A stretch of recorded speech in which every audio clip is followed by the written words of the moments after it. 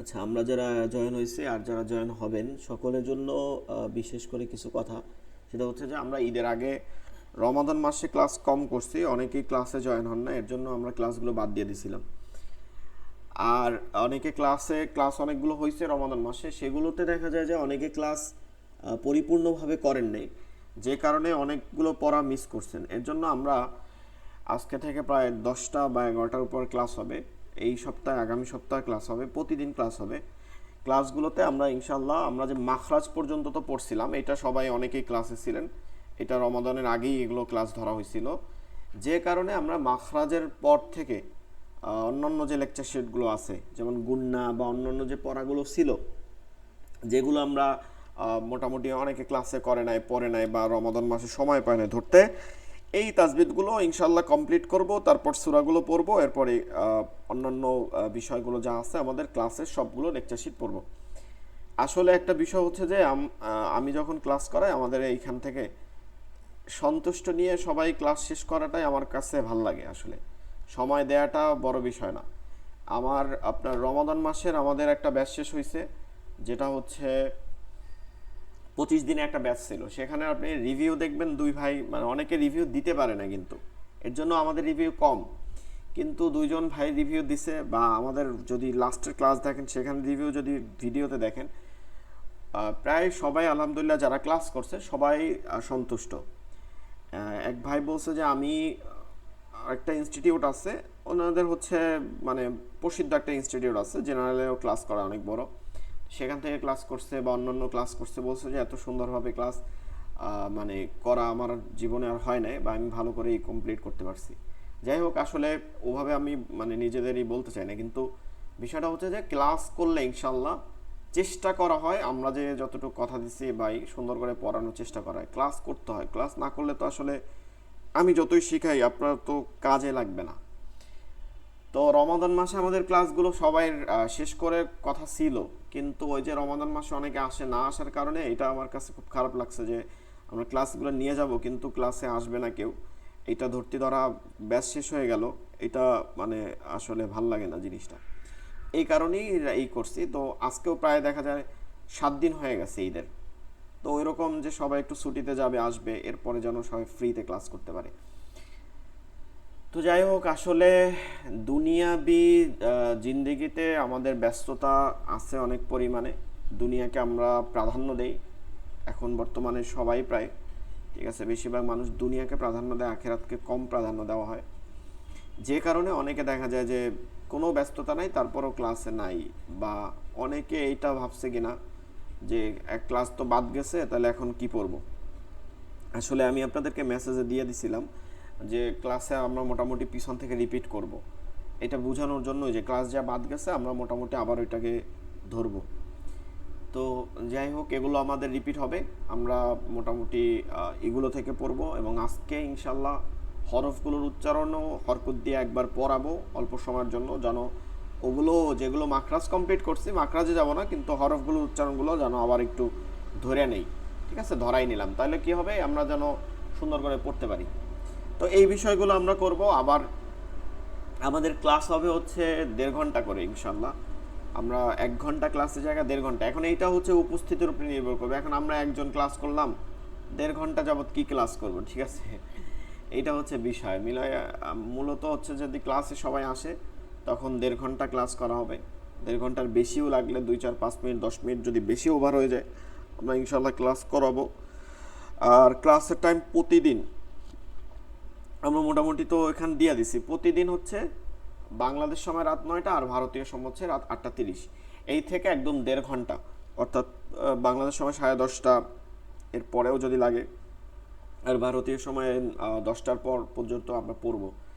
তো আমরা যেন এই টাইমটা, এই যে দুইজন আছেন তারপরে আরও যারা আছে যারা ভিডিও দেখবেন, আমরা যেন এই টাইমটাকে আখেরাতের জন্য একটু রাইখা দিই, যে কোরআন শিখলাম, যেহেতু আমরা তো ভর্তি হয়েছি, কোরআন শিখলাম। আগামী সপ্তাহের মানে শুক্রবার ক্লাস বন্ধ থাকবে, আগামী সপ্তাহের বৃহস্পতিবার পর্যন্ত ক্লাস হবে। আর আপনাদেরকে হচ্ছে যে আপনাদেরকে যে পড়া দেওয়া হয়, আপনারা অনেকে বড়, অনেক ব্যস্ত মানুষ, ঠিক আছে, আপনারা বাচ্চা না যে আপনাদেরকে, কিন্তু আপনারা তারপরেও একটু পড়ার সময় বের করতে হবে, যতই হোক একটু পড়ার সময় বের করতে হবে, পড়াগুলো একটু বললেন তারপর হচ্ছে অডিও আকারে দিলেন আপনার হোয়াটসঅ্যাপ গ্রুপে, অডিও আকার দিলেন যে পড়াটা আপনার মানে সমস্যা আছে এটা দিলেন, উচ্চারণটা কোনোটা সমস্যা থাকলে, কোনো একটা মাখরা নিয়মের সমস্যা থাকলে ওটা আপনি দিলেন যে হুজুর এটা কি ঠিক আছে, ইনশাল্লাহ এটা শোনা হবে। আবার লেখা দিলে লেখা আর দেওয়া হবে না। তো লেখার বিষয়টা যদি আপনি হরফ লিখতে চান তাহলে আগের লেকচার শিটগুলো দেখে লিখলেন। এরপরে হচ্ছে যে যদি কোনোটা না বুঝেন ক্লাসে, যে ক্লাস শেষ হয়ে গেছে পড়া শেষ হয়ে গেলে, এরকম না, ক্লাসে বুঝেন নাই তারপরেও যদি যে এই বিষয়টা বুঝেন নাই আপনি মেসেজ করলেন, ঠিক আছে, ভয়েস মেসেজ দিলেন, যদি লিখতে সমস্যা হয় ভয়েস মেসেজ দিলেন, যদি এই বিষয়টা বুঝি না একটু আবার এই ওইখান থেকে লাইনটা পড়ে নাই, নোট করার চেষ্টা করেন। পড়ার জন্য আলাদা একটা ছোট্ট খাতা বা 3-4টা পৃষ্ঠা আলাদা করে ছিঁড়ে নিয়ে নোট করা, তাজবিদ লিখে নোট করার চেষ্টা করেন, তাহলে আরও সুন্দর হয়ে যাবে।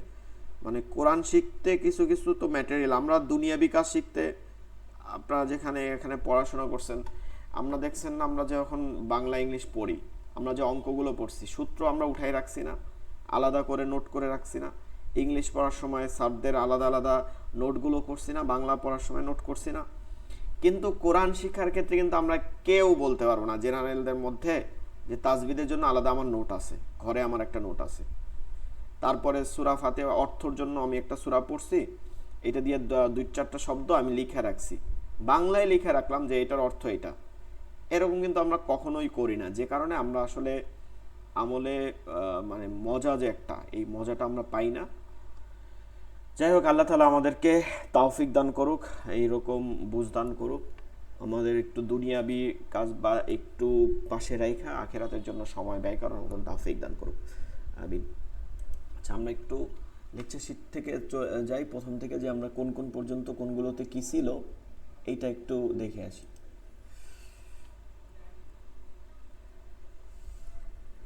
এই যে 10 নম্বর লেকচার শিট হচ্ছে মাদ, ঠিক আছে, এইগুলো থেকে আমরা আজকে পড়বো, এইগুলো থেকে, এগুলো পড়াইছিলাম কিন্তু 10 থেকে আবার পড়বো।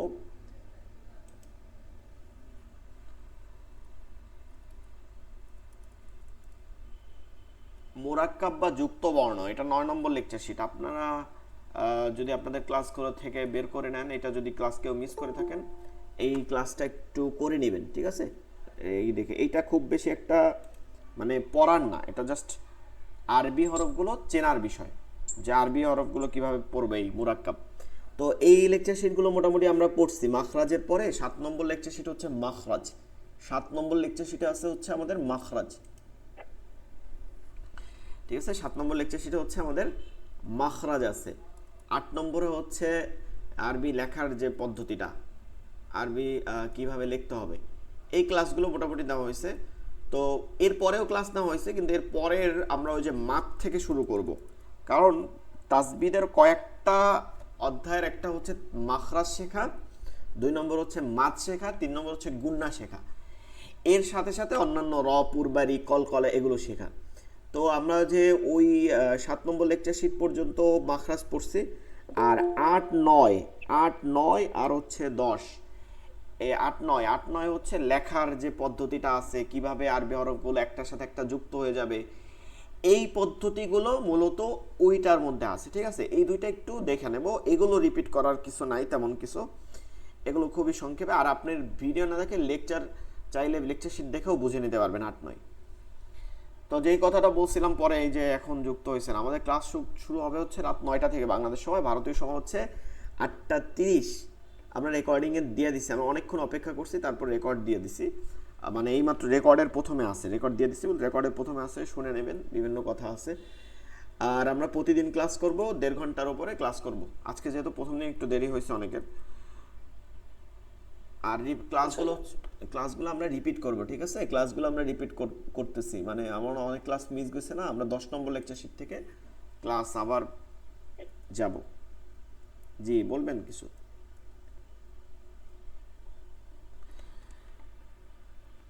আচ্ছা, আমি যেটা প্রথমে বলছিলাম যে আমরা হরফগুলো আগে একটু মাস্ক করে নেব, অনেকদিন হয়েছে পড়েন নাই, ধরেন নাই কেউ, এর জন্য হরফগুলোকে একটু সংক্ষেপের মধ্যে হরফগুলো একটা উচ্চারণগুলো একটু পড়ে নেব। মাখরাজের লেকচার শিট যদি কারো বাদ যায়, মাখরাজ নিয়ে আমরা ঈদের আগে রোজার আগেই ক্লাস করছি, তো এর জন্য মাখরাজটা আপনারা একটু দেখা নিন ভিডিওটা, এটা এটা আবার ক্লাস রিপিট করা যাবে না, তাইলে অনেক পরিমাণেই হয়ে যাবে।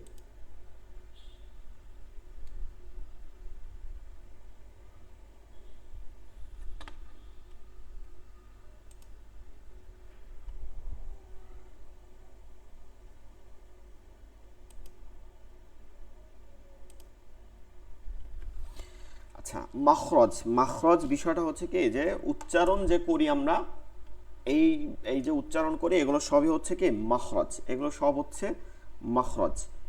যত ধরনের উচ্চারণ করি সব হচ্ছে মাখরজ।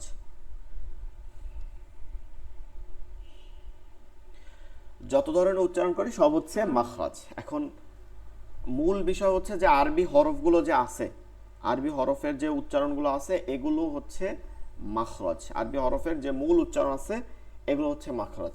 চলেন আমরা একটু পড়ি, আমার সাথে সাথে সবাই পড়বেন। আমরা আরবি হরফগুলো এক থেকে একদম 29টা হরফগুলো একটু পড়ে নেই, 10-15 মিনিট আমরা এটা পড়ি। প্রথম শুরু হয়, হরফ শুরু হয় হচ্ছে হলকের শুরু হইতে এইখানটা, কোথা থেকে, এখানটা হামজা হ্যাঁ, গম্ভীর আওয়াজে হামজা হ্যাঁ। কোন হা আমরা দেখতেছি স্ক্রিনে, গোল হা, হামজা হ্যাঁ, হামজা হ্যাঁ, হামজা হ্যাঁ, হামজা হ্যাঁ, হামজা হ্যাঁ। হামজা জবর আ, হামজা জের ই, হামজা পেশ উ, আ ই উ। হা জবর হ্যাঁ, আ ই উ। হা জবর হা, হাজের হি, হা পেশ হু, হা হি হু, হা হি হু, হা হি হু। আচ্ছা পরের, এরপরে হচ্ছে হলকের মধ্যখান থেকে, হলকের মধ্যখান, মধ্যখান মানে হচ্ছে এই মাঝখানটা থেকে, গলার মাঝখান, কণ্ঠনালী মাঝখান থেকে উচ্চারিত হয়। আইন হ্যাঁ, আইন হ্যাঁ, ঠিক আছে, আইন হ্যাঁ হ্যাঁ, লম্বা হা, মনে রাখবো লম্বা হা সবসময় গলার মধ্যে থেকে, উচ্চারণটা ঠিক আছে। হ্যাঁ হ্যাঁ হ্যাঁ, আইন হ্যাঁ। আইন জবর আ, আইন জের রি, আইন পেশ রু, হা জবর হ্যাঁ, হাজের হি, হা পেশ হু, হা হি হু। এরপরে হচ্ছে হলকের শেষ থেকে, শেষ হচ্ছে এইখানটা মুখের সাথে সংশ্লিষ্ট, হলকের শেষ থেকে গাইন খা, ঠিক আছে, গাইন খ, গাইন খ। এই দুইটা হরফের সময় হরফ দুটাকে একটু নরম করে নেয়া। আমরা বাংলায় যেহেতু এই দুটার উচ্চারণ আছে, বাংলায় দুইটার উচ্চারণ কেমন, ওই যে গ আছে ছোট যে গ, ঠিক আছে গ, আর একটা হচ্ছে খ আছে খ, এই দুইটা হার্ড মানে শক্ত। বাংলায় হচ্ছে এই উচ্চারণগুলো কি শক্ত, কিন্তু আরবিতে এর উচ্চারণগুলো হচ্ছে নরম। এটা খ না বা গ না, এটা কি এইখানটার সাথে তালুটার সাথে ঘষবে, খ গাইন, ঠিক আছে, খ গাইন, খ গাইন। এখন এখন কথা হচ্ছে যে আমরা অনেকে পরিপূর্ণভাবে এখনই পারবো না, এটা চেষ্টা করতে হবে, চেষ্টা করতে করতে পারবো। আমাদের ওই যে কারি মানে আপনাদের হচ্ছে ইমাম সাহেব হচ্ছে সৌদি আরবের যে প্রধান ইমাম, ইমাম সুদাইসি, তার তেলাওয়াত শুনবেন বা অন্যান্য ইমামদের তেলাওয়াত শুনবেন। আমরা তো সাধারণত আরব দেশে যে ইমাম তাদের তেলাওয়াত শুনলে বেশি হব, কারণ তাদেরটা পরিপূর্ণভাবে শুদ্ধ হয়। বাংলাদেশের মধ্যে বা এই ভারতের মধ্যে বড় মসজিদগুলোতে কিন্তু মানে আঞ্চলিক কিছু ওগুলো শুনে কিন্তু আবার অনেকে কিন্তু সব জায়গায় যে সহি পড়তে হবে পড়বে এমন না, মফস্বলে বা গ্রামের মসজিদে হইতে পারে। তো বিষয়টা হচ্ছে যে দেখবেন এই গাইনগুলো যখন পড়ে, বড় বড় ইমাম সাহেবদের তেলাওয়াত শুনবেন ভালো করে। গায়রিল মাগদুবি, মাও মাও মাও, এটা গয়নটা মাগ বলে না, আমরা মাগ বানাই ফেলাই, মাঘ মাস, মাঘ মাস না, মাও মাও মাও, গয়নটাকে ধরার সময় মাও মাও, মানে এইখান থেকে উচ্চারণটা নিয়ে আইসা তালুতে ধরে তালুতে ঘষবে, মাও, এরকম উচ্চারণটা এরকম উঠে আসে, মাও মাও, গায়রিল মাও, খা খা, আখ আখরাজা, খরাজা, আখ আখ, ঠিক আছে, আখ আখ, উখ র, উখ উখ র, উখ র। তাইলে গইন খটাকে আমাদেরকে নরম করতে হবে। আমরা অনেকেই উচ্চারণ করি কিন্তু নরম করি না দেখে শুনতে ভাল লাগে না। হ্যাঁ, গয়রিল মাগদুবি এরকম পড়ি, কিন্তু হবে কি গয়রিল মাগদুবি, মাগদুবি, ঠিক আছে, মাগদুবি। গাইন, গাইন খ, গাইন জবর গ, গ। আরেকটা জিনিস হচ্ছে গাইন হ আর র, তিনটা হরফে আমরা ভুল করি। মানে জবর দেওয়ার পরে অনেকেই গা বলি, খা বলি, রা বলি, এগুলো হবে না কিন্তু। এই এই তিনোটাই হচ্ছে পুর, মোটা মোটা হরফ। আমরা মনে আছে কিনা হরফুল ইস্তেআলা কয়টা, কেউ মনে আছে হরফুল ইস্তেআলা? হরফুল সাতটা। হ্যাঁ, হরফুল ইস্তেআলা মানে কি সাতটা, এইগুলো মোটা পড়তে হয়। কি উচ্চারণ হয়? মোটা। এর মধ্যে কি কি আছিল? সদ, বদ, ত, ল, হ, গাইন, কফ। সদ, বদ, ত, জ, খ, গাইন, কফ। আমরা একটু এখন 3-4 বার পড়ে নিই। সদ, দ, ত, জ, খ, গাইন, কফ। সদ, দ, ত, জ, খ, গাইন, কফ। সদ, দ, ত, জ, খ, গাইন, কফ। এগুলো সবসময় জবর দিলে, জের দিলে, পেশ দিলে সবসময় মোটা হবে, যে কোনো অবস্থায়। এগুলো গুন্নাও মোটা হবে, এটা যখন গুন্না হবে ওটা মোটা হবে। এগুলো যখন রপুর বারিকের পর আসবে, বারিকের পরে আসার পরেও রটা পুর হবে। মানে এমন একটা বিষয়, এই হরফগুলোর আগের উচ্চারণগুলোকেও সে পুর করে ফেলে। কলকলা হবে, সেগুলোও পুর হয়ে যাবে, মনে রাখবে এরকম, ঠিক আছে? এর জন্য এই পুর মানে মোটা মোটা, পুর মানে হচ্ছে কি মোটা, পে থেকে উর্দু শব্দ, তো মোটা মোটা হয়ে যায়, সবগুলো মোটা করে। এর জন্য আমরা এই সাতটাকে মনে রাখবো। সদ, তজ, খ, গাইন, কফ। সদ, তজ, খ, গাইন, কফ। আরেকটা বিষয় হচ্ছে র, রটাও পুর। এটা ওই হরফুল ইস্তেআলার হরফ না, কিন্তু জবর দেওয়ার পরে রটা পুর, এর জন্য এটা হরফুল ইস্তেআলা না। এটা যখন রতে জের হয় তখন এটা পাতলা চিকন, কিন্তু জবর পেশ হইলে এটা মোটা হয়ে যায়। এটা র পুর বারিক মানে মোটা চিকনের একটা নিয়ম আছে, ওই ক্ষেত্রে রতে জবর এবং পেশ হইলে মোটা হয়। এর জন্য এইটাও যখন আপনি ওই যে পড়তেছেন যে র জবর র, তখন এটাকে মোটা বলতে হবে, র। এইদিকে 7টা, আর এইটা হচ্ছে জবর পেশ হইলে মোটা হয়, ঠিক আছে? এইদিকে 7টা, 7 হরফ হরফুল ইস্তেআলার, আর হচ্ছে জবর পেশ হইলে কি হবে? রটা মোটা করতে হবে। তাহলে মনে রাখবো আমরা গা পড়বো না কখনোই, খা পড়বো না, রা পড়বো না। তারপরে অনেকে কফে গিয়াও ভুল করেন, কা পড়েন, কা পড়েন, এরকম। অফটা হচ্ছে অ হবে, ভারী হবে। কি হবে? কারণ এটা কি মোটা হরফ, এটা হচ্ছে মোটা হরফ। হ্যাঁ, তাইলে গইন খটার মধ্যে কি কি মনে রাখতে হবে? নরম রাখতে হবে, এটা আমাদের ভুল হয়। আমরা কিন্তু গইন খর উচ্চারণ পারি না এমন কেউ নেই, বাঙালি সবাই উচ্চারণ করতে পারে, কিন্তু সমস্যাটা হচ্ছে কি মোটা করি না, চিকন করে ফেলি। এটা মোটারও করবো। মোটা এটা কিভাবে করব? আমার মধ্যে ভাইব্রেশন হবে, এ দেখেন এইখানে জিব্বাটার গোড়াটা, এখানে যখন উচ্চারণ করে আসছে তখন জিব্বাটার গোড়াটা তালুতে লাগতেছে, নিজে নিজে অনুভব করতেছি। এখন ভিতর তো দেখাইতে পারবো না।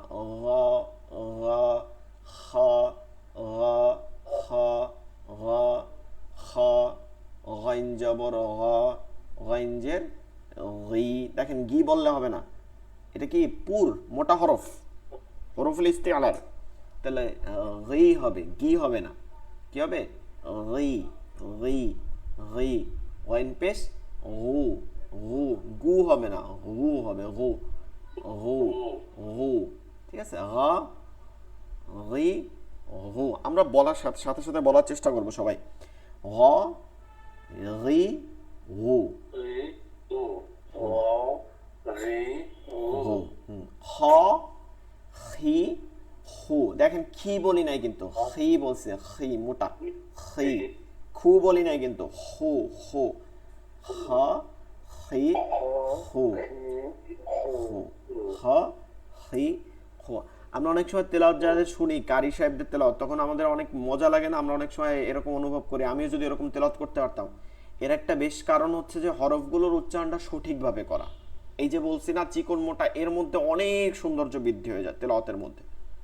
ঠিক আছে, আমরা দেখা যায় গ্রামগঞ্জ অনেক সময় ছোট মসজিদে বা অনেক সময় এটা মানে বলি না, তাদেরও খেদমত অনেক বেশি। এখন তাদের তেলাওয়াত শুনে নামাজে অনেক সময় দেখবেন যে বের হয়ে অনেকে বলে নামাজটা পড়ে মজা পাই না, এরকম তেলাওয়াত হয় না। এর কারণ হচ্ছে কি, হরফ উচ্চারণগুলো তাদের কাছেও মিস হয়ে যায়, হরফ উচ্চারণগুলো। তো এইগুলো আমরা খেয়াল করবো, এগুলো ঠিক করলে ইনশাল্লাহ তেলাওয়াত নিজেও মজা পাবো, মানে শুনতেও যেমন মজা, নিজেরা তেলাওয়াত করতেও মজা পাবো। চলেন এর পরবর্তী হরফ, এই যে কফ, দেখেন এর পরেরটা হচ্ছে কফ। কফটা হচ্ছে জিব্বার গোড়া থেকে, হ্যাঁ জিব্বার গোড়া থেকে তালুতে গিয়ে লাগবে। এইটা হচ্ছে খ গয়নের মতনই, খ আর গয়নের মতনই, এর জন্য পরাপর দেওয়া হয়েছে। খ গয়নটা এইখান থেকে শুরু করে তালুতে গিয়া শেষ করে, আর কফটা তালু থেকে শুরু করে, মানে কফটা হচ্ছে এখান থেকে শুরু করে তালু থেকে শেষ করে, দুইটাই একই রকম। কিন্তু বিষয়টা হচ্ছে যে এই খ গয়নটা হলকের উচ্চারণ, তালুতে গিয়ে একটু ঘষা খায়, আর কফটা মূল ঘষাটা খায় হচ্ছে তালুতে, আর এই শেষ থেকে একটু হালকা, মানে হালকা একটু টাচ করে শেষের হলকের সাথে, হালকা একটু টাচ করে আসে, এর জন্য এটা ভারী হয়, গলার মধ্যে থেকে একটা বাড়ি দিয়ে আসে, অ এরকম করে, অ অফ, ঠিক আছে, অফ অফ অফ قاف والقرآن المجيد قاف ق ق ق قف জবর কি ق ق ق ق قف জের قي قي কি বলা যাবে না, কি বলতে হবে قي, কারণ এটা এটা হুরুফুল ইস্তিআলা না, قي قي একটু মোটা রাখতে হবে। قف পেশ ও ق قي ও ق قي ও ق قي قي ও। এরপরেরটা হচ্ছে কাফ। কাফটা হচ্ছে একদম বাংলার উচ্চারণ যেটা আছে সেইটাই উচ্চারণ করতে হয়, এটা নিয়ে কোনো ঝামেলা নাই। কাফ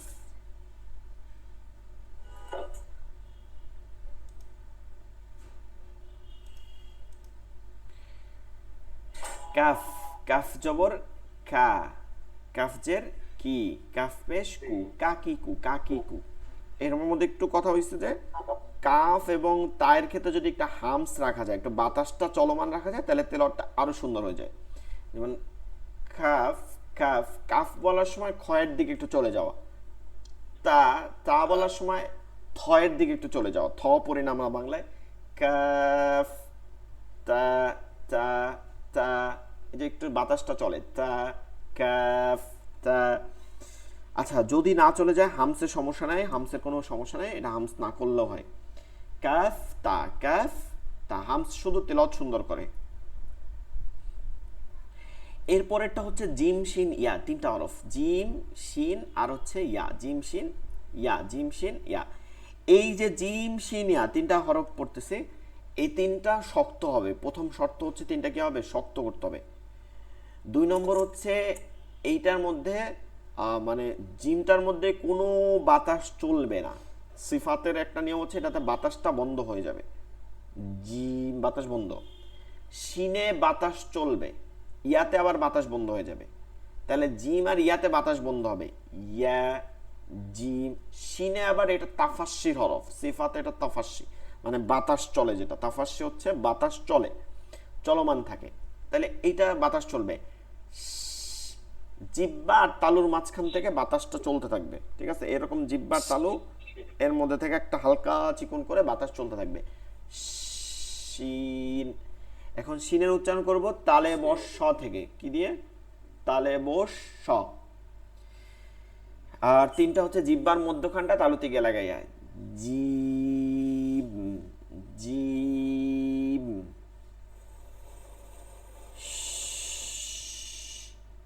শিন শিন।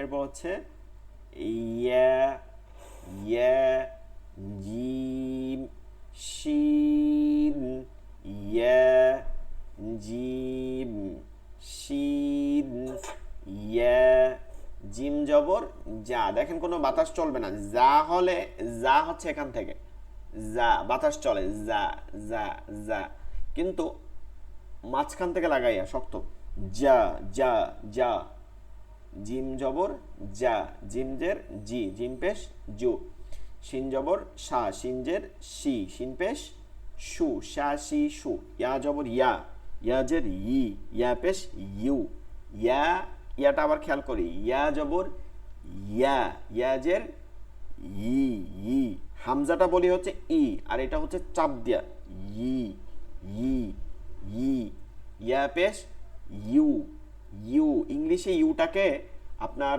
ই করতে হবে, চাপ দিয়ে বলতে হবে, ইউ, ইউ, ইউ, ইউ, ইউ, ইউ, ইউ, ইয়া, ই, ইউ। ইয়ার ক্ষেত্রে ভালো করে খেয়াল করবো, কিন্তু তিনটা তিনটা হরকতে তিনটা উচ্চারণ আসতেছে, কিন্তু ইয়া জবর হইতেছে ইয়া, হরফের যে নাম, ইয়া জের হইতেছে ই, আর ইয়া পেশ হইতেছে ইউ। মানে এটা বলতে বুঝাইছে ওটা যে জিম জবর যা, জি, জু, এরকম না, কিন্তু ইয়া, ই, ইউ। এরপরে হচ্ছে দদের দদ, এটা এটাও হচ্ছে আমাদের একটু জটিল লাগে অনেকেরই, এইটা আমরা একটু সুন্দর করে পড়বো, এই হরফটা নিয়ে যত কাহিনী, এবং এইটা হচ্ছে তেলাওয়াতের অন্যতম সৌন্দর্য বৃদ্ধি করে। বদ হচ্ছে এই দুই, মানে জিহ্বার দুই পাশ, আর এই মারিদাতগুলোর গোড়াতে লাগবে। কোথায় লাগবে? মারিদাতগুলোর গোড়াতে, এতটুকু মনে রাখলে হবে, আর কিছু লাগবে না। এখানে পাঁচটা এরকম লাগবে না, মারিদাতের গোড়া, তাইলে বুঝবো মারিদাত যতগুলো আছে মারিদাত, এখানেও পাঁচটা, এখানেও পাঁচটাই আছে, এই মারিদাত গুলোর গোড়াতে গিয়া লাগাইতে হবে। জিব্বার আগা কোনোভাবে জিব্বার আগা আমরা দাঁতে লাগাবো না, ঠিক আছে? জিব্বার এখন বদ বলার সময়, এটা মাখরাজ পড়ার সময় আমি বলছিলাম, মনে আছে কিনা? বদ এখন লাগতেছে, কেন লাগতেছে জিব্বার আগা? কারণ বদ শেষে দাল আছে, এর নামের মধ্যে কি আছে? দাল আছে। কিন্তু যখন এটাকে ওই দালটা ফালাই দেব, শুধু জবর জের পেশ দিয়ে দেবো, তখন দেখবো যেমন বদ জবর দ, দ, দ, দ, দ, দদ জের উই, দদ পেশ বু, বু, বু। যে হরফগুলো মোটা, ওই হরফগুলো মোটা করার একটা টেকনিক হচ্ছে জিব্বাটা, মানে টেকনিক না, এটা লাগে গিয়া জিব্বার আগাটা তালুর সাথে, মানে তালুর সাথে এরকম লাগাই দেওয়া পড়ার সময়। এবার দেখেন বদ, দ, দ, ঠিক এই করে লাগতেছে, কিন্তু জিব্বার আগাটা তালুর সাথে লাগে, তালুতে, দাঁতে না, তালুতে। বদ, অফ, অফ, শিদ, সদ, সদ, সদ। খেয়াল করছেন কিনা? এরকম আগাটা লাগে, আগাটা তালুতে লাগলে মোটা হয়।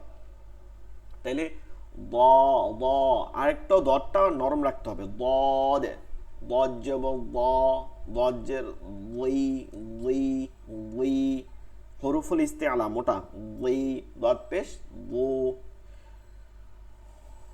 غير المغضوب ضد، غير المغضوب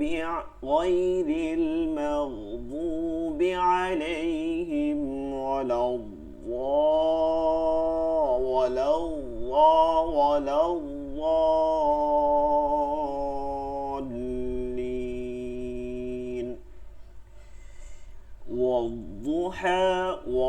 والضحى দেখেন এখানে কিন্তু অদ্দুহা বলি নাই, ওয়াদ্দুহা, আবার অজুহাও বলি নাই। কিছু কিছু মানুষ দতকে জদ বলে, ওয়ালা জলিন, অজুহা। এটা তেলাওয়াতের মধ্যে মানে বেশিরভাগ ইমামরা এটার সাথে একমত না যে দতকে জদ বলা, কোনোভাবেই দতকে জদ বলা এটা বলা যাবে না, দতকে দই বলতে হবে, কে জ বলা। তো ওটা বলে কেন? জিব্বার আগাটা জ্বর মাখরা যায়, যে দুই জাতের আগার সাথে লাগাই যায়, এর জন্য হয় এটা। তো দেখেন তো বলে আমার মতন হয় নাকি?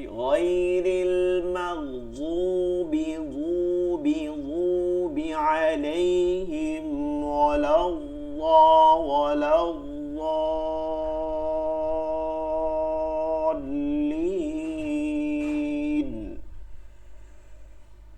ووجدك ضالا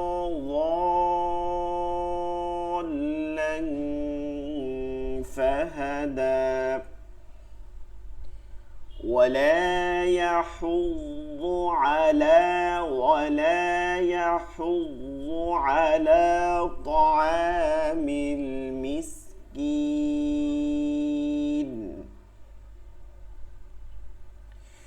তাহলে দোয়ারটা আবার মনে রাখবো, মোটা রাখবো, দ জি জু দ জি জু দ জি জু দ জি জু। এরপরে হরফ দুইটা যেটা আছে মাখরাজের, এই দুইটা আমরা বাংলায় যা করি উচ্চারণ সেটাই সঠিক আছে, এর মধ্যে কোনো ভুল নাই। একটা হচ্ছে লাম, একটা হচ্ছে নুন, পরেরটা হচ্ছে নুন, এর পরেরটাও আমরা যদি বলি সেটাও আমাদের হয় র। এই তিনটা হরফ, এই তিনটা বাংলায় যে ল আছে ল, বাংলায় যে ন আছে, যে দুইটা ন আছে, দুইটা ন, আর বাংলায় যে রেফ র আছে, বাংলায় কিন্তু আবার ডর র আছে, ঢর র আছে, এগুলো নেওয়া যাবে না, এগুলো নাই। রেফ র আছে, রেফ র, এই তিনটা হরফের উচ্চারণ, তিনটা বর্ণের উচ্চারণ এখানে হরফ হিসাবে নিয়ে আসলে আপনার হয়ে যাবে। যেমন লাম জিব্বার আগা থেকে এখানে হয়, এটা এমনিই হয়, লাম লা, লা লি লু, লা লি লু, সহজ, লা লি লু, লা লি লু। এরপরে হচ্ছে যদি আমরা বলি নুন, তাহলে ওই যে না নি নু, না নি নু, জিব্বার আগাটা এই তালুতে লাগে, এটা এমনিতেই লাগে, না নি নু, না নি নু। এরপরে হচ্ছে র যেটা বলি, এটা ওই যে ভাইব্রেশন করা যাবে না, জিব্বার আগাটা ঘুরে গিয়ে তালুতে লাগে, র রি রু, র রি রু। খেয়াল করব কি, একটা হচ্ছে ওই যে র রি রু, আর এই যে ভাইব্রেশন করতেছে, বিসমিল্লাহির রহমানির রহিম, এই যে একটা ভাইব্রেশন করতেছে, এইটা করা যাবে না। বিসমিল্লাহির রহমানির রহিম, হির রহমানির রহিম, এই যে হির মোটা ঠিক হবে, ভাইব্রেশন করা যাবে না, এটা আমরা ভালো করে মনে রাখবো। তাহলে এই তিনটা। এরপরে হচ্ছে ত দাল তা,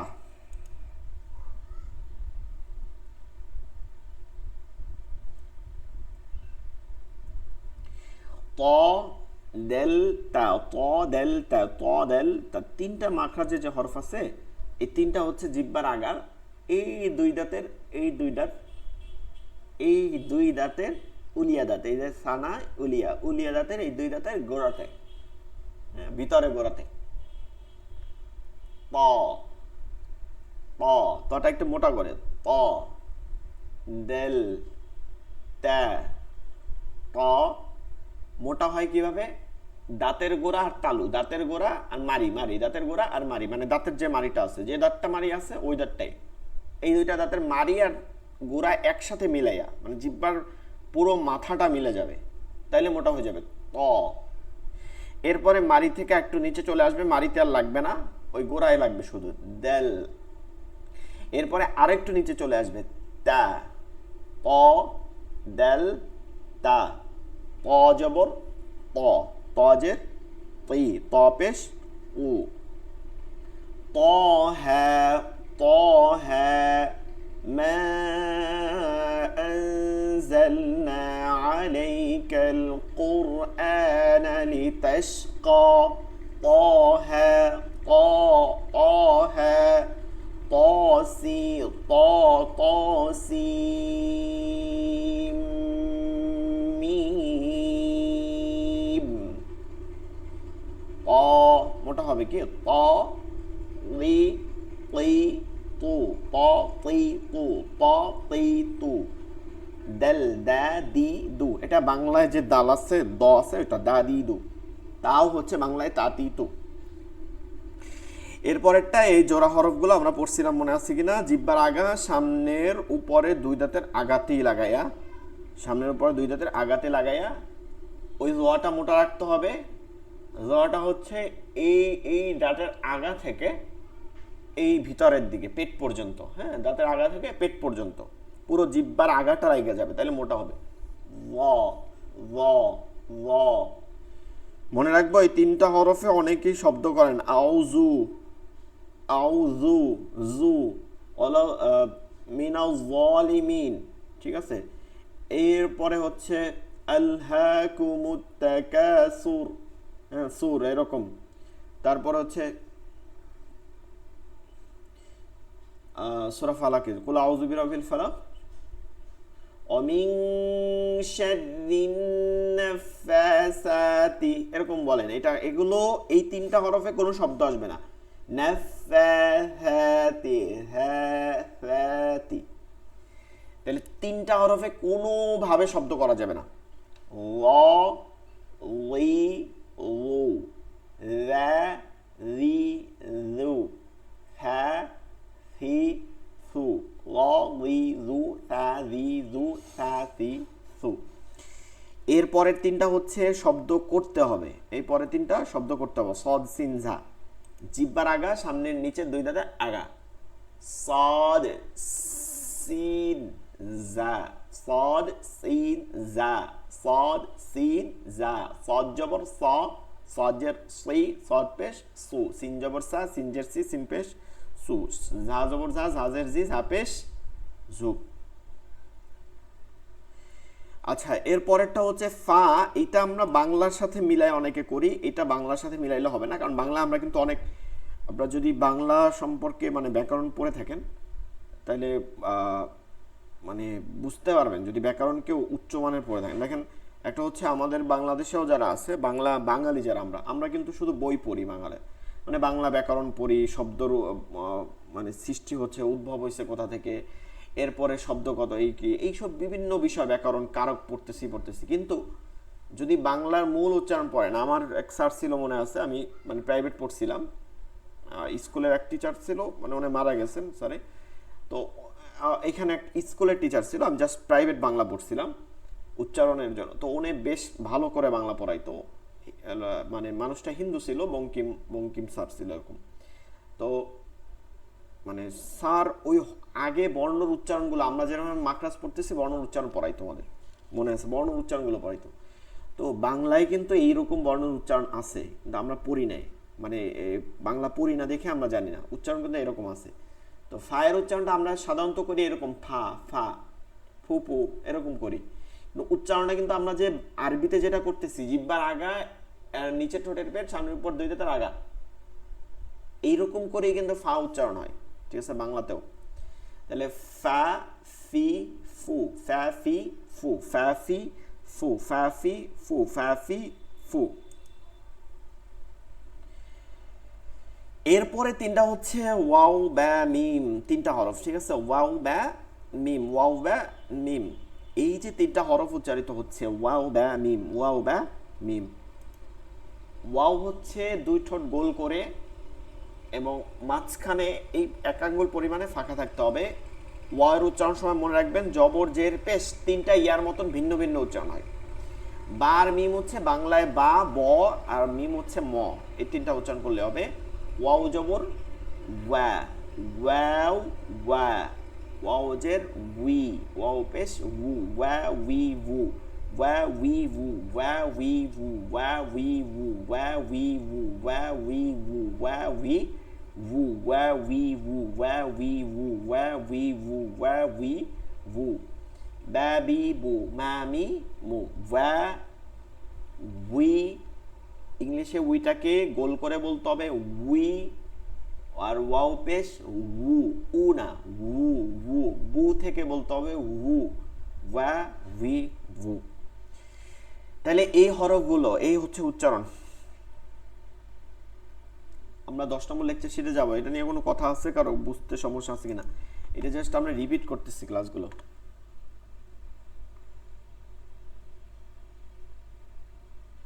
এটা কি বুঝতে সুন্দর লাগছে, ভালো লাগছে। জি মাশাআল্লাহ। আচ্ছা, তাহলে আমরা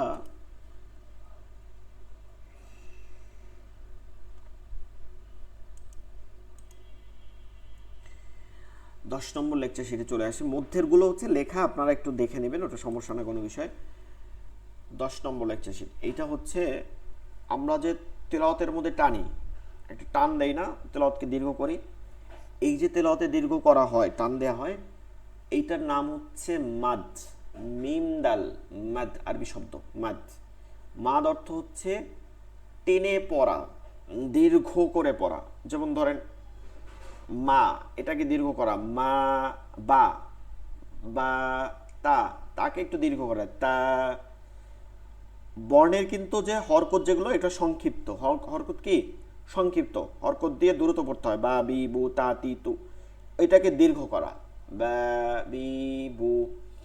এখন দীর্ঘ করার পরিমাণ কতটুকু মনে আছে কিনা? দীর্ঘ করার পরিমাণ বলছিলাম, এক আলিফ যখন বলি, মানে সাধারণত আমাদের এটা প্রচলিত এক আলিফ টান। হ্যাঁ, এক আলিফ, এক আলিফ মানে হচ্ছে একটা আলিফ পরিমাণ বোঝায় টান, যে এক আলিফ, এক আলিফ মানে হচ্ছে দুই হরকত, অর্থাৎ আপনি হরকতকে সংক্ষিপ্ত করতেছেন না, এই হরকতটাকে যদি গুণ করেন তাহলে কতটুকু পরিমাণে বৃদ্ধি হয়, ওইটা হচ্ছে এক আলিফ মাত্র। ঠিক আছে, এটা হচ্ছে এক আলিফ। যেমন মা, এটা দ্রুত হয়ে গেল না, মা, এটাকে একটু দীর্ঘ করা। যদি ধরেন মা মা, মা মা, মা মা, মা মা, এই দুই হরকত বলতে কতটুকু সময় লাগছে? মা মা, এতটুকু। মা, তা তা, তা, না না, না, লা লা, লা, এই যে দুই হরকত পরিমাণে এতটুকু। এরপরে হচ্ছে যদি তিন আলিফ টান হয়, মানে টানের তিনটা পরিমাণ আছে, তিন আলিফ, তাহলে আমরা এখন বুঝতে পারতেছি তিন আলিফ কতটুকু হবে। যদি এক আলিফ হয় দুই হরকত, তাহলে তিন আলিফ হবে ছয় হরকত। ছয়টা হরকত যদি পরাপর পড়তে যতটুকু সময় লাগতো, খুব বেশি সময় লাগে না, যতটুকু সময় লাগতো ওই সময়টা হচ্ছে তিন আলিফ। যেমন ধরেন আমরা যদি মিমকে ধরি, মা মা মা মা মা মা, কতটুকু সময় লাগছে? মা মা, এই মা। তাহলে যদি আমরা এটা বলি যে তাহলে চার আলিফ টান আসছে, সেটা কতটুকু হবে? তাহলে আট হরকত, মানে চার হরকতগুলো দ্বিগুণ করে হবে। এক আলিফ মানে দ্বিগুণ করে হরকত হবে, তাহলে চার আলিফ মানে হচ্ছে আট হরকত হবে। তাহলে আট হরকত পর্যন্ত টান হবে। এখন আপনাদের জটিল লাগতে পারে যে হুজুর এই হরকত ধরে ধরে কেমনে পড়বো, কেমনে টানগুলো ঠিক রাখবো, যে সবসময় হরকত গুনে গুনে কেমনে পড়বো?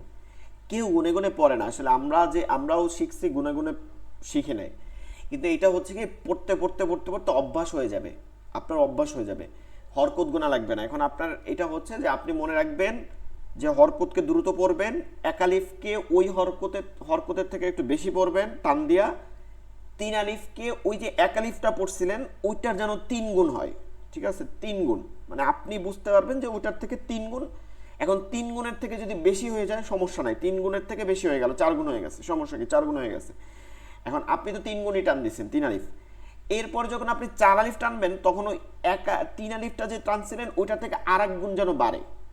এটা মনে রাখবেন যে তফাৎটা যেন হয়, যে এক আলিফের থেকে, মানে হরকতের থেকে এক আলিফ টানটা একটু বেশি হয়, যেন হরকতটা একটু দীর্ঘ করে পড়া, আর তিন আলিফটা যেন ওই এক আলিফটার থেকে তিনটা গুণ যেন বেশি হয়, একটু বেশি যেন টানটা হয়। আর চার আলিফটা যেন ওই এক আলিফ থেকে চার গুণ যেন বেশি হয়, অর্থাৎ তিন আলিফের উপরে চলে যায়। ঠিক আছে, লেভেলটা যেন তিন আলিফের থেকে উপরে চলে যায়। এবং প্রত্যেক টানে যেন এমন থাকে, আপনার এটা মনে রাখবেন, প্রত্যেক টানে যখন আপনি পড়তেছেন প্রত্যেক টানে যেন একই পরিমাণ আপনার থাকে।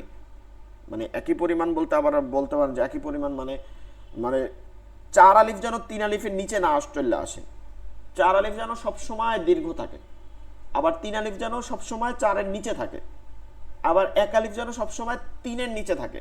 আপনি এক আলিফকে তিন বানাইছেন আর তিনকে এক বানাইছেন, তাহলে কিন্তু হবে না।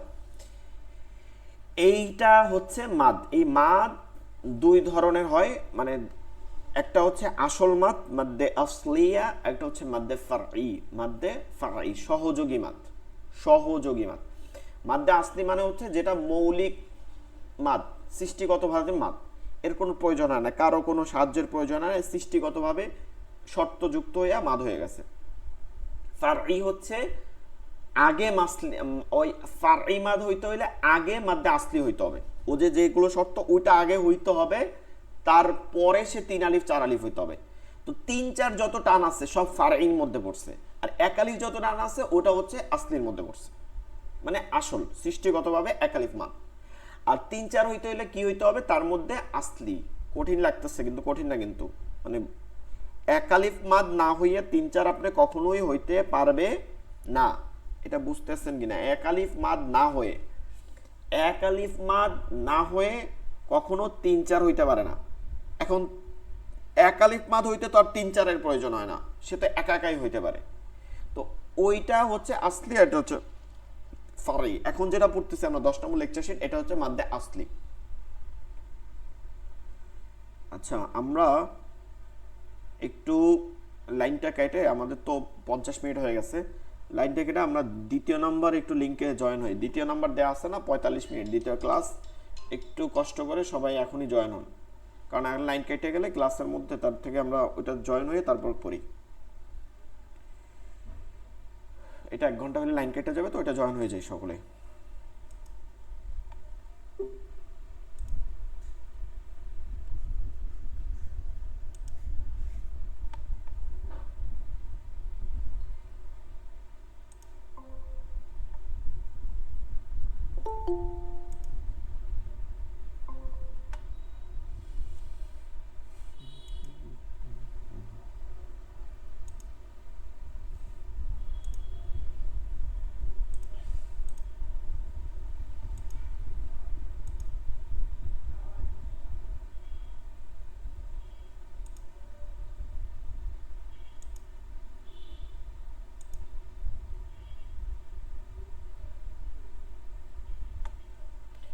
আচ্ছা, মেসেজের মধ্যে দেয়া আছে, দ্বিতীয় নম্বর লিঙ্কটা দেয়া আছে।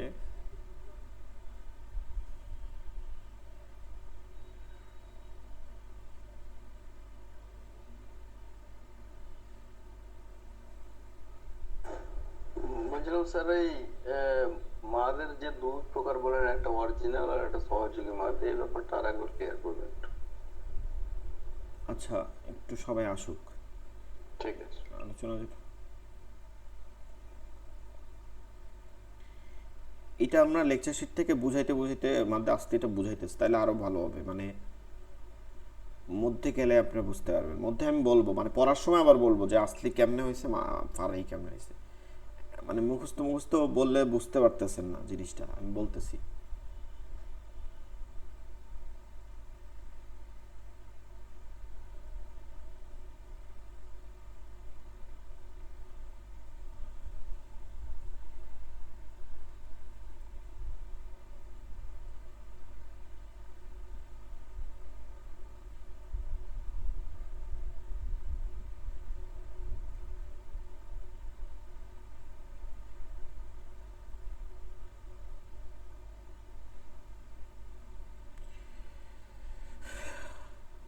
আচ্ছা, যে বিষয়টা হচ্ছে যে মাদ্দে আসলি মানে বুঝায় হচ্ছে যে, ধরেন এই যে মাঠটা হয়েছে, এটা হচ্ছে যে একটা জবরের পরে যখন খালি আলিফ হয়, তখন ওই আলিফটাকে, ওই আলিফ তো আর পড়া যায় না, ওই আলিফটা যে আছে এটা বুঝাতে, ওই আলিফটা যে আছে, হ্যাঁ, এটা বুঝাতে এক আলিফ টান দেওয়া হয়। আবার পেশের পরে ওয়াও আসলে ওই উচ্চারণটা আসে না, ওয়াওয়ের উচ্চারণটা আসে না।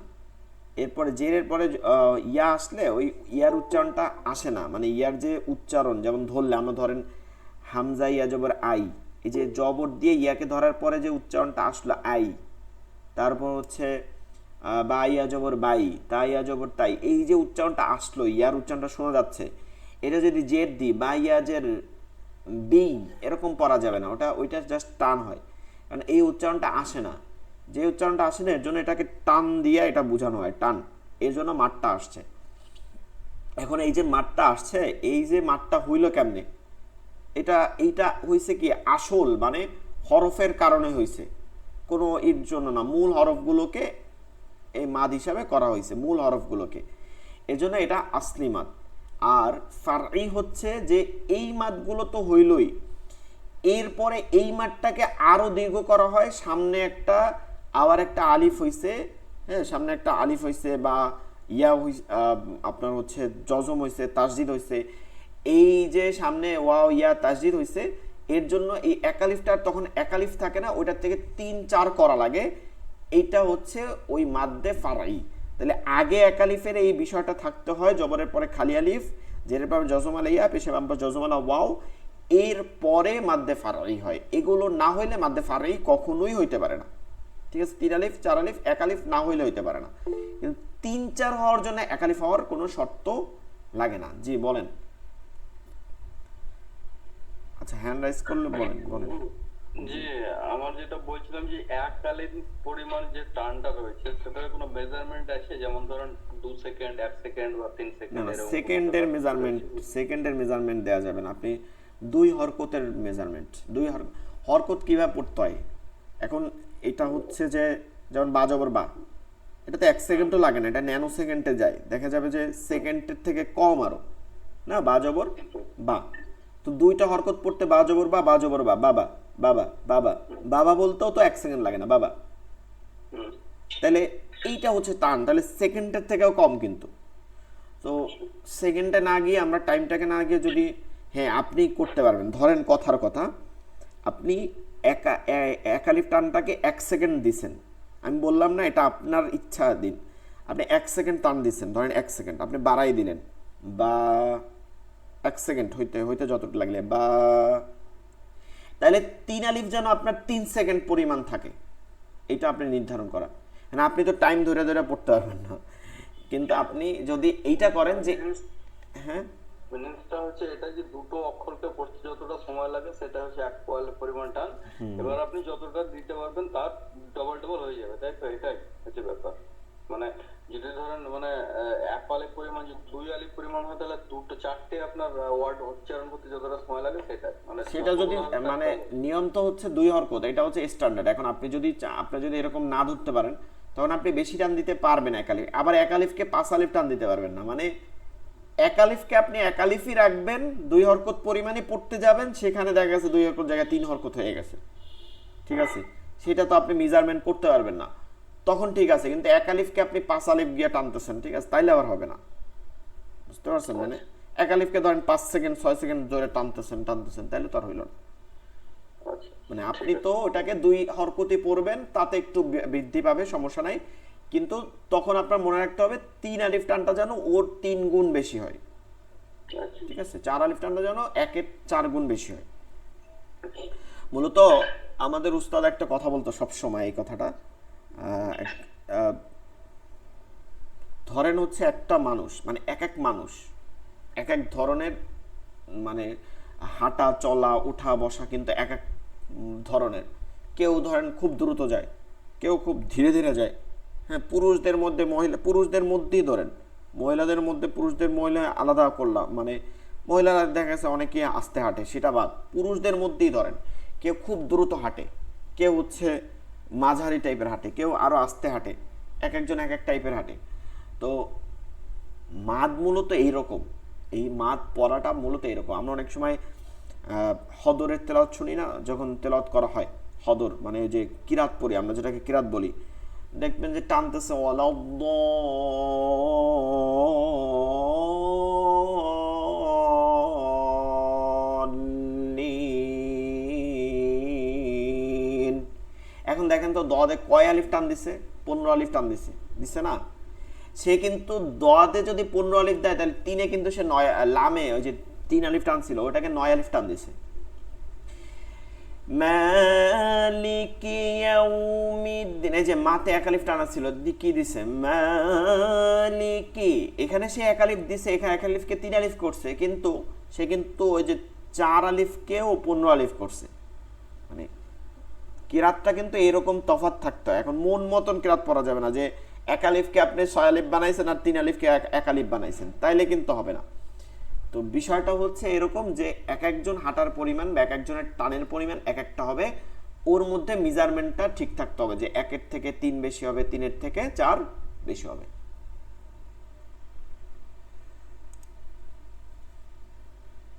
মাদের হরফ, মাদের হরকত ও লিনের হরফ, 3টা বিষয়, এর মধ্যে 2টা হচ্ছে সেম বিষয়, মাদের হরফ এবং মাদের হরকত, এই 2টা এক বিষয়, এক। এবং লিনের, আর এরপর হচ্ছে লিনের হরফ, এটা আলাদা বিষয়, লিনের হরফ। মাদের হরফ আর মাদের হরকত কি, যে যেই মাদগুলো হচ্ছে হরফ দ্বারা হয়, ওইটা সংক্ষিপ্ত করা হয়েছে মাদের হরকতের, একই টান, জাস্ট হরকতের মধ্যে টানটা নিয়ে নেওয়া হয়েছে। আর লিনের হরফ হচ্ছে হরকতের মতন দ্রুত পড়া, এটাকে হচ্ছে লিনের হরফ বলে। সামনে গেলে বুঝতে পারবো।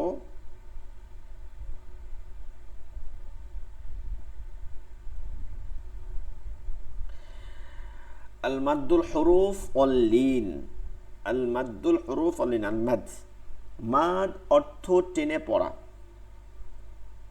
মাদ অর্থ টেনে পড়া, দীর্ঘ স্বর করে পড়া, মাদ অর্থ টেনে পড়া, দীর্ঘ দীর্ঘ একটা স্বর করে পড়া। এটা তো বুঝতে পারছি না, এই অর্থ দীর্ঘ স্বর করে পড়া, সংক্ষিপ্ত স্বরে না।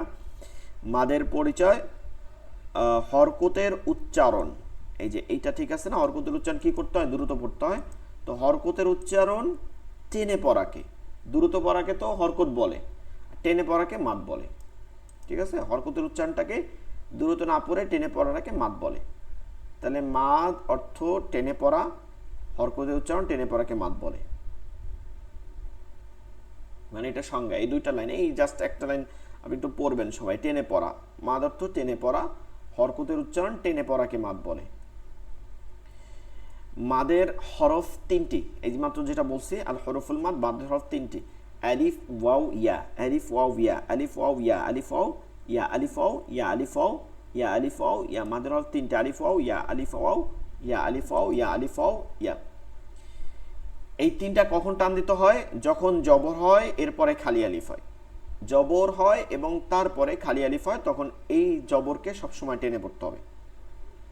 এই আলিফটা কখন টেনে পড়তে হবে, যখন জবর হবে এর পরে বা বামে, একই কথা কিন্তু আরবিতে, পরে বা বামে একই কথা, আগে বা ডানে হচ্ছে একই কথা, পরে বা বামে যখন আপনি একটা খালি আলিফ দেখবেন।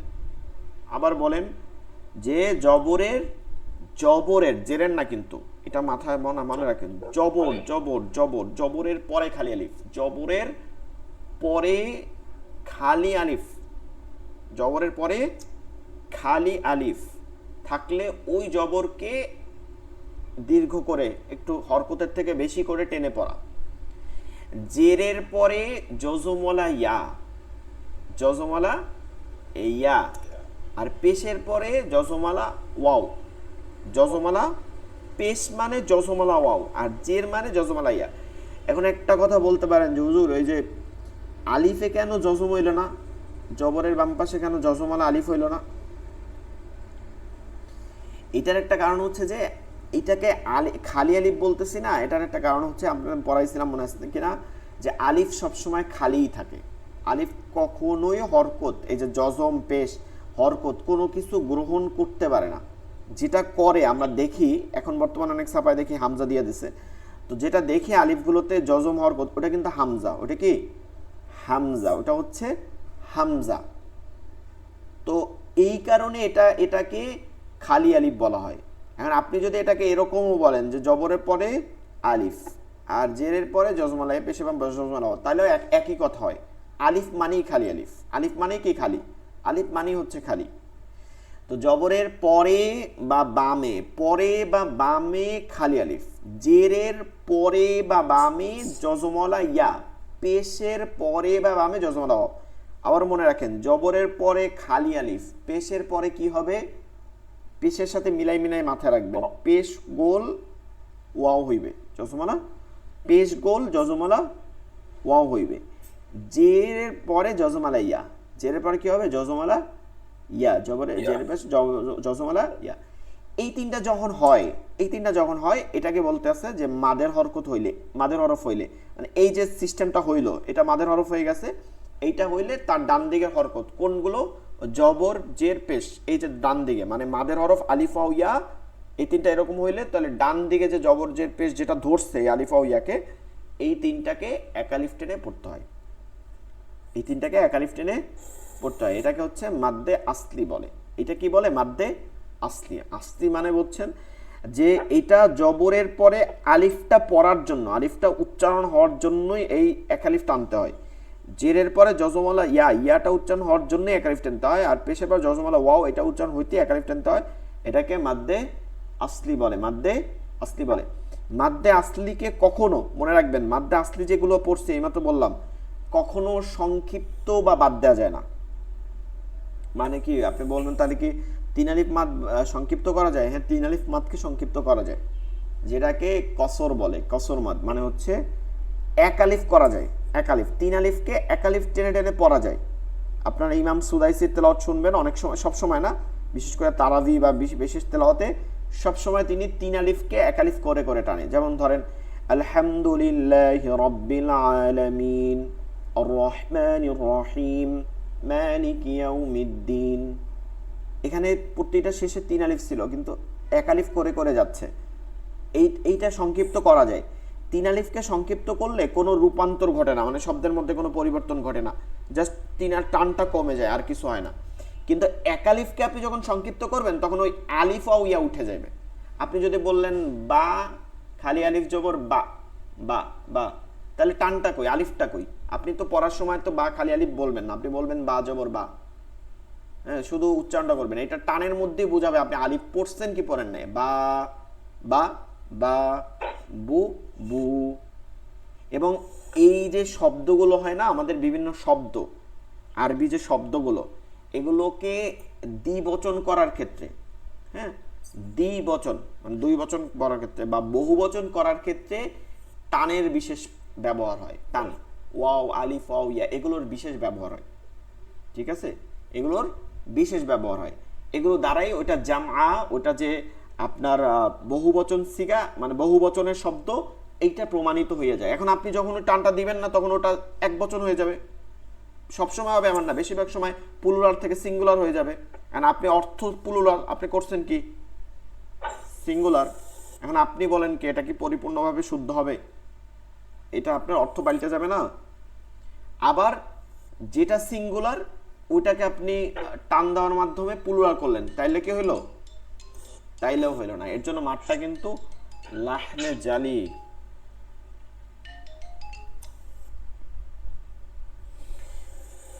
মাদ হচ্ছে লাহনে জালি। মাদ হচ্ছে কি লাহনে জালি, মানে বড় ভুল, যার জন্য নামাজ নষ্ট হয়, তেলাওয়াত অশুদ্ধ হয়, অর্থ পরিবর্তন হয়।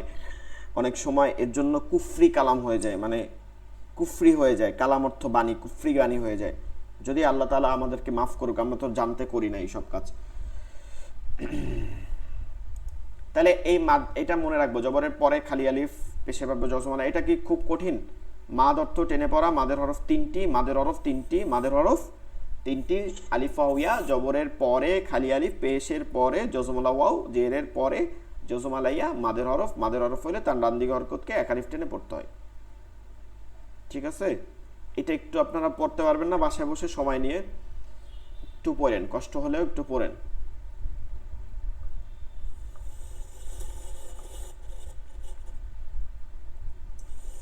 এখন এই যে টানগুলো, এখন এটা বানান করব কিভাবে? বা খালি আলিফ জবর, বা নুন খালি আলিফ জবর না। খালি হরকতের উচ্চারণটা কি ছিল? বা না বা না ইয়া তা, এরকম ছিল না? ওটা জাস্ট বা না ইয়া তা থা, জাস্ট একটু মানে দীর্ঘ করতেছি। সা স ব, দত খালি আলিফ জবর ব।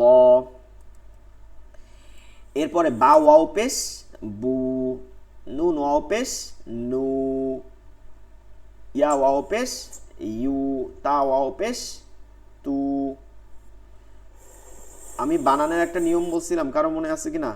যে আগে হরফ, পরে হরকত এবং জজম আর তাসদিদ কি থাকবে? গোপন থাকবে। আগে হরফ, পরে হরকত, জজম তাসদিদ গোপন থাকে বা উজ্জ্ব থাকে। এই যে এইরকম বানান করতেছি, বা ওয়াও, আগে হরফ বলতেছি, বা ওয়াও পেশ বু, জজমটা কিন্তু বলি নাই, গোপন করে আনিছি। বা ওয়াও পেশ বু, নুন ওয়াও পেশ নু, ইয়া ওয়াও পেশ ইউ, তা ওয়াও পেশ তু। বানানের দুইটা, একটা হচ্ছে যে আপনি 2 হরফ হরফ বানান করবেন, 2 হরফ 2 হরফ করে। কয় হরফ কয় হরফ করে? 2 হরফ 2 হরফ করে বানান করবেন। আর আর হচ্ছে হরফ আগে, মানে আগে হরফ বলবেন, এরপর হরকত বলবেন, জজম আর তাসদিদ, জজম আর তাসদিদ গোপন উচ্চ, ওটা বলা লাগবে না, ওটা পড়ার মাধ্যমে হবে।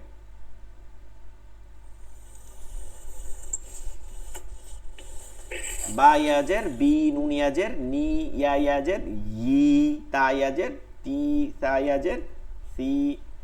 এখন এই যে দেখেন হা ইয়াজের হি, এখানে 2টা হরফের প্রয়োজন হয়েছে না? হা আছে একটা, ইয়া আছে একটা।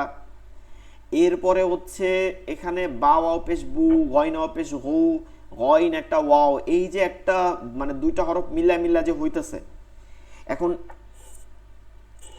এইটাকে তাজবিদবিদরা একসময় এরকমই লেখা হইতো, এখানে তাজবিদবিদরা কি করছেন যে এইভাবে যদি কনসেপ্ট হয়, আমাদের তো কনসেপ্ট কিন্তু বিশেষ কিছু, যেমন একসময় হরকত ছিল না, হরকত দেওয়া হয়েছে, এই এর জন্য কোরআনের উপরে ভিত্তি করে, মানে কোরআনের উপরে ভিত্তি করে আরবি ভাষার ব্যাকরণ তৈরি হয়েছে। কিন্তু আপনারা জানেন কিনা, নাহু যে গ্রন্থটা আছে এইটা কোরআনের তেলাওয়াতের ভুলের উপর, মানে ভুল পড়তেছিল অনারব একজন, সে তার ওই তেলাওয়াত ভুল হয়েছে, এইটার উপরে শুদ্ধ তেলাওয়াত যেন করা যায় তার জন্য একটা নিয়ম কানুন তৈরি করা হয়েছে, নিয়ম কানুন তৈরি করা হয়েছে। আমরা কি বুঝতে পারতেছি? মানে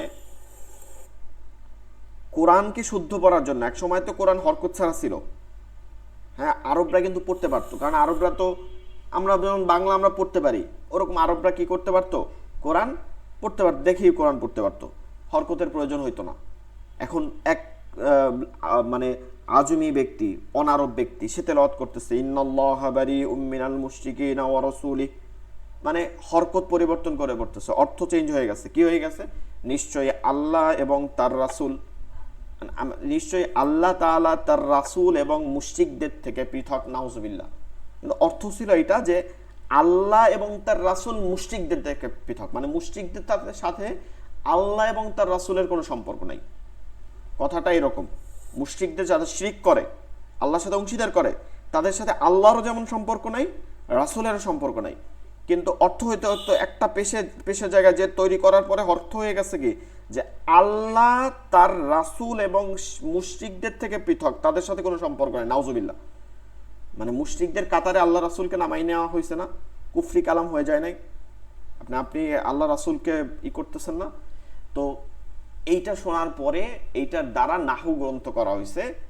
মানে আলী রাদিয়াল্লাহু তাআলা এক শিষ্য বলছেন যে আমাকে একটা এমন একটা, মানে আমি একটা তৈরি করি যে কখন কোনটা কি হবে এরকম একটা নিয়ম তৈরি করে দেব, যেটা পড়লে সবাই কি করতে পারবে, হরকত দিয়া দিয়া, আপনার অর্থ না জানলেও হরকত দিয়া পড়তে পারবে যে কোথায় কি হরকত হবে। এইটা দ্বারা নাহু হয়েছে। আবার এই নাহু অনেকে পড়তে পারতো না, নাহু পড়ার জন্য তো আপনার আলাদা করে পড়তে হবে। আমরা যেমন মাদ্রাসায় পড়ি নাহু, এবার সরফ পড়ি, এর জন্য আপনাকে আলাদা করে আবার পড়তে হবে ব্যাকরণটা। এইটাকে আরো সহজ করার জন্য আবার কি করা হয়েছে, হাজ্জাজ বিন ইউসুফ বলছেন যে তোমরা এই নাহুকে যে নির্ভর করছো, নাহুর উপর নির্ভর করে কোরআনের মধ্যে ডাইরেক্ট হরকত দিয়ে দাও, যে এখন নাহু পড়া লাগবে না, ডাইরেক্ট কোরআন দেখে দেখে হরকত দেখে দেখে পড়বে। এরকম পরিবর্তন হয়েছে না, রূপান্তর হয়েছে। ঠিক এইরকম ভাবেই এক সময় এই জবরের পরে যে খালি আলিফ, এইভাবে করে সবগুলো লেখা হইতো, সব টান এরকম হরফে ছিল। এখন এইভাবে যদি করা হয় তাহলে কোরআনটাকে কি আরো বড় করে হয়, মানে কোরআনটা আরো বড় হয়ে যায়। তখন এইটাকে সংক্ষিপ্ত করা হয়েছে কিভাবে, যে যেই শব্দের মধ্যে এই আলিফ ও ইয়াকে সংক্ষিপ্ত করা যায়, সংক্ষিপ্ত করা যায়, করার মাধ্যমে ওই শব্দের পরিবর্তন ঘটে না, শব্দটা মূল শব্দ থাকে, মূল অক্ষর পরিবর্তন ঘটে না, সেইগুলোকে মাদের হরকত করো, সংক্ষিপ্ত করা হয়। আর যেগুলোর মধ্যে রূপান্তর ঘটে যায় সেগুলোকে যেরকম আছে সেরকমই রেখে দেওয়া হয়। যেমন ধরেন কলা, কফ খালি আলিফ জবর, কল আমজাবলা, কলা অর্থ হচ্ছে বলা। আমরা প্রায় শুনি কল আল্লাহু তাআলা, আল্লাহ তাআলা বলেন, মানে কোরআনের মধ্যে আল্লাহ তাআলা বলছেন। আর কোথায় বলছেন? হাদিসে কুদসির মধ্যে দুই জায়গায় আল্লাহ তাআলা কথা বলছেন। বিভিন্ন জায়গায় আমরা উদ্ধৃতি দেওয়ার সময় দুইটা কথা বলি, একটা হচ্ছে কল আল্লাহু তাআলা, সরাসরি কোরআনে আয়াত বলার সময় বলি কল আল্লাহু তাআলা।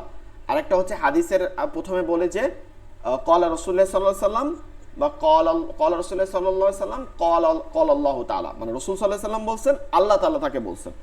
হাদিসে কুদসি যেটাকে বলে, কোরআনের পরের অংশ, কোরআনের পরের সবথেকে বেশি গুরুত্বপূর্ণ হাদিস। তো এটা বলতেছে। আবার কি বলতেছে? কলা রাসূলুল্লাহ সাল্লাল্লাহু আলাইহি সাল্লাম, রাসূল সাল্লাল্লাহু আলাইহি সাল্লাম বলছেন, ইরশাদ করছেন, বলছেন কি ইরশাদ করছেন, বর্ণনা করছেন।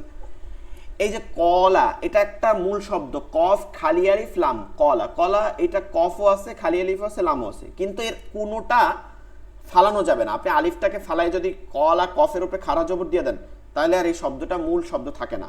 এটার মধ্যে আলিফটা হচ্ছে মূল শব্দ, এটা বহু বচন হয় নাই। কলা বহু বচন না, ঠিক আছে? কলা কি না বহু বচন না, কলা এক বচন, কিন্তু আপনি আলিফকে ফালাই দিলে এটার শব্দ থাকে না, কলা হয়ে যায়, কলা কোনো ইয়ে হয় না। তো এর জন্য এটাকে সংক্ষিপ্ত করা যায় না, কিন্তু ওই যে বহুবচনের মধ্যে যেই যেই শব্দগুলো বা বিভিন্ন শব্দের মধ্যে ওই আলিফটাকে সংক্ষিপ্ত করা যায়, খাড়া জবরে পরিণত করা যায়, ইয়াটাকে খাড়া জেরের মাধ্যমে একটা চিহ্নিত করা যায়, যেটা এটা পরে কিন্তু একটা ইয়া ছিল, আবার পেশটাকে উল্টো পেশ দিয়ে চেনা যায়, এটার পর একটা ওয়াও ছিল, এইভাবে যে করা যায় যেগুলো রূপান্তর করে না সেইটাকে মাদের হরকত বলে। তাহলে আমরা একটা জিনিস বুঝতে পারি যে মাদের হরফের সংক্ষিপ্ত রূপ কি মাদের হরকত বলে। ঠিক আছে, মাদের হরফের সংক্ষিপ্ত রূপ মাদের হরকত।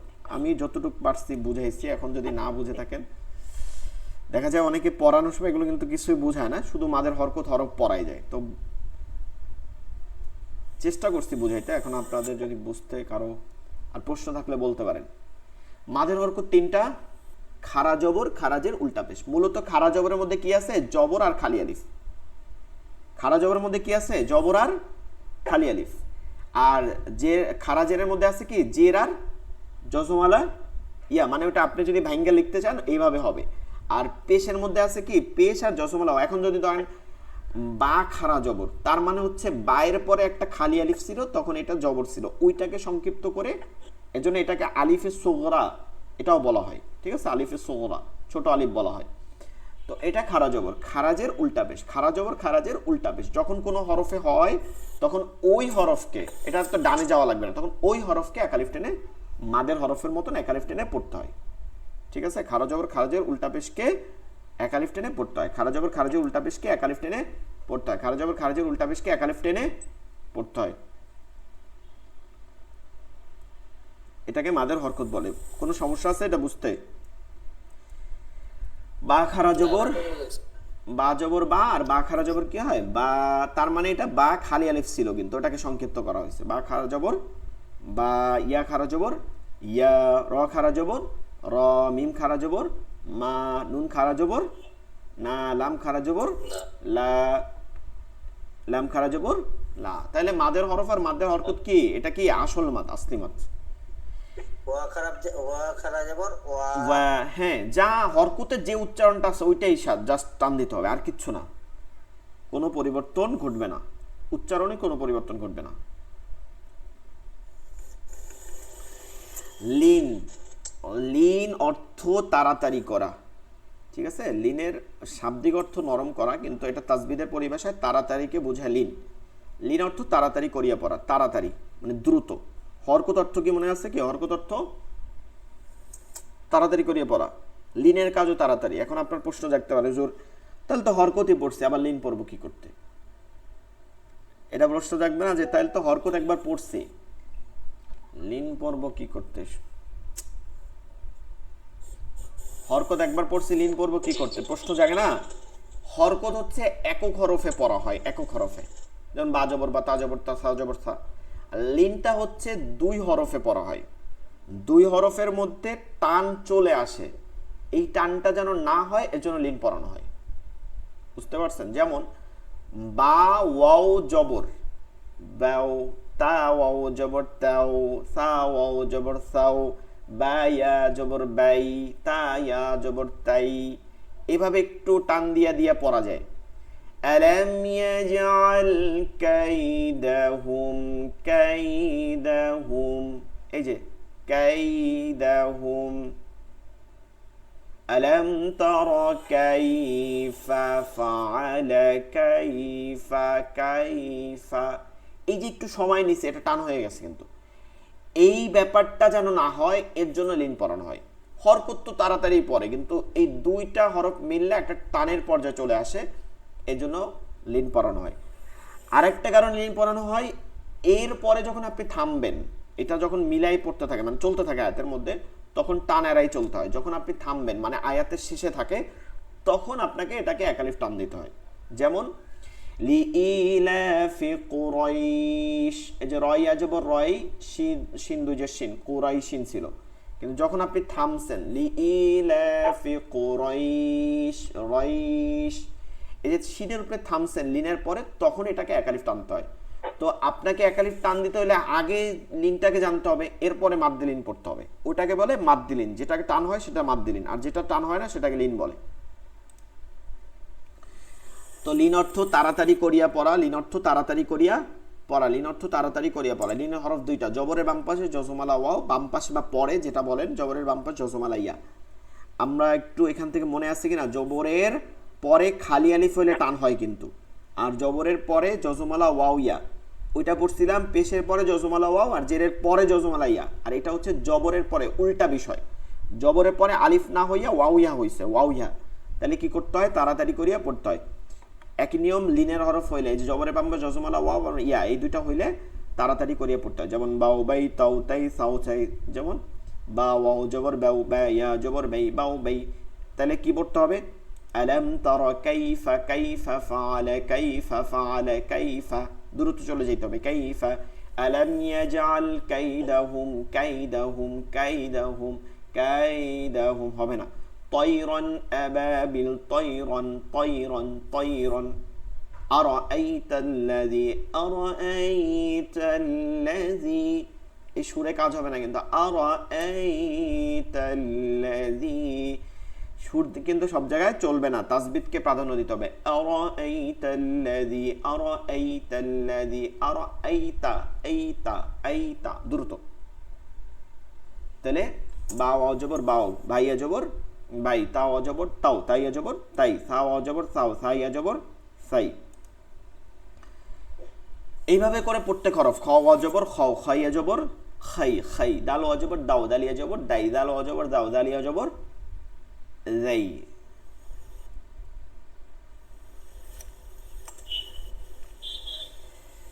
ঠিক আছে, আপনাদের হচ্ছে লেকচার শিট নাম্বার 10, মাদের হরফ, মাদের হরকত এবং লিনের হরফ।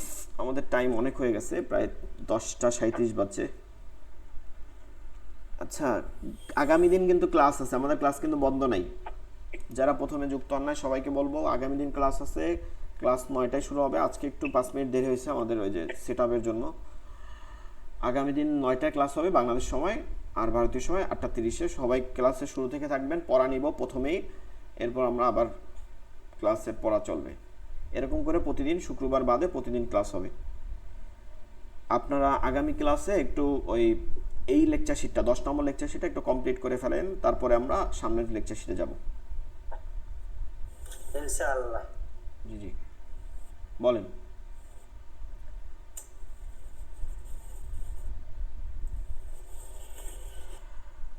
শোনা যাচ্ছে না, কিছু বললে শোনা যাচ্ছে না, বলেন, মানে কোনো কথা থাকলে বলেন। আমি বলছিলাম যে খালি আলিফ সম্পর্কে একটু বলবেন আর কি, খালি আলিফ ব্যাপারটা। খালি আলিফ ব্যাপারটা হচ্ছে যে আলিফ, আলিফ যেটা আছে, আলিফ, আলিফ মূলত কখনোই হরকত হয় না। এখন খালি আলিফের বিষয়টা হচ্ছে আলিফ হরকত হয় না, মানে এটা কেমন তাই না, হামজা সবসময় হরকত হয় আর আলিফে কখনো হরকত হয় না। এখন আলিফটা আমরা যখন দেখি না হরকতলা, হরকতলা আলিফ দেখি তো আমরা, আলহামদু দেখি না, এইটা জাস্ট শব্দের শুরুতে যখন হামজা লেখা হয় সেটা হামজা লেখা হয় না, কারণ এটা দেখতে আপনার কাছে ভালো লাগবে না। আপনি লিখে দেখেন গোল হামজা দিয়ে, ভালো লাগবে না, দেখার জন্য শুধু আলিফের মতন দেওয়া হয়। এখন নতুন যে প্রিন্ট করা হইতেছে, নতুন বিভিন্ন হাদিস, বিভিন্ন বই, দোয়া দেখবেন আপনারা পড়লে, বাইরে কোরআনের বাইরে পড়লে দেখবেন যে ওই আলিফের উপরে অথবা নিচে একটা হামজা দেয়া থাকে। খেয়াল করেন, সব আলিফের ক্ষেত্রে থাকে না, কিছু আলিফের ক্ষেত্রে থাকে, কিছু আলিফের ক্ষেত্রে থাকে না। কেন থাকে না? যে আলিফের ক্ষেত্রে থাকে না ওইটা আলিফ, আর যে আলিফের ক্ষেত্রে নিচে হামজা দেয়া থাকে ওটা দেখবেন শব্দের শুরুতে আছে এবং ওটা হামজা, ওটা হামজা হিসাবে পড়া হয়, ওটা জবরজের পেশ দেয়া আছে। তো আলিফে কখনোই হরকত গ্রহণ করে না।